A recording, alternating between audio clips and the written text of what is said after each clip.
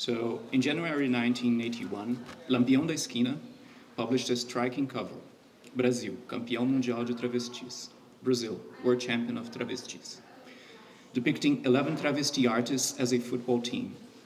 The image fused two of Brazil's imaginaries, football and the sensuality of Brazilian cis and trans women.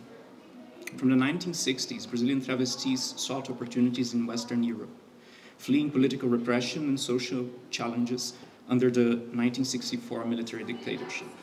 Paris became a hub for travestis by the 70s, but market saturation and later deportations led many to look elsewhere, like an uncommon destination, Germany. Despite cultural and linguistic barriers, Germany offered higher earnings in hard currency, notable performance venues, and a fascination with dark-skinned performers.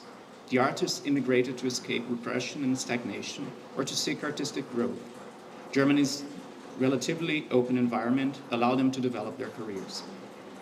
My research examines racial, national, gender, and sexuality stereotypes in these artists' migration projects and career-building processes. It draws on Brazilian anthropologists and feminist historians, including Sueli Koffes, Marco Antônio Gonçalves, Luciano Cárdenas, Gilberto Velho, and Joana Maria Pedro, to explore crossings between biography, memory, and life stories.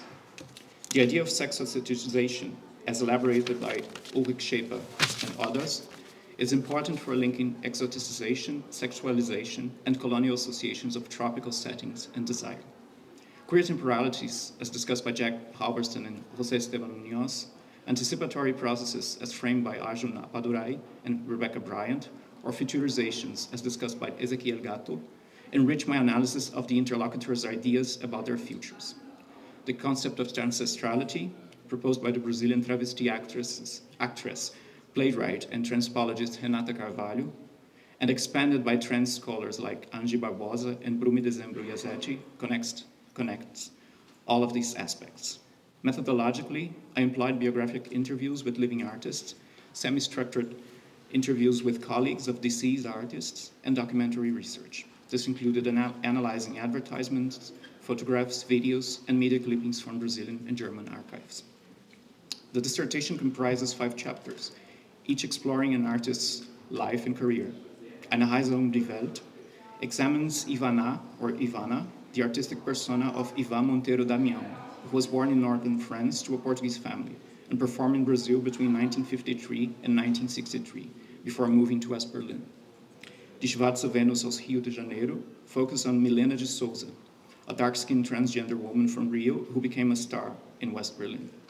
Mit Hand und Fuß traces Andrea Brown, a transgender performer who began her career in São Paulo in the 1960s and has lived in southern Germany since 1980.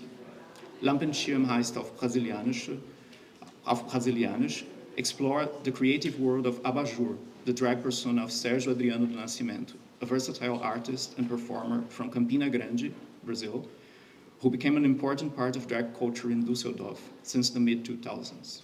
Finally, Die Nummer 1 is dedicated to Márcia Pantera, a São Paulo pioneer of Brazilian drag art, who frequently performs in Germany since 2017.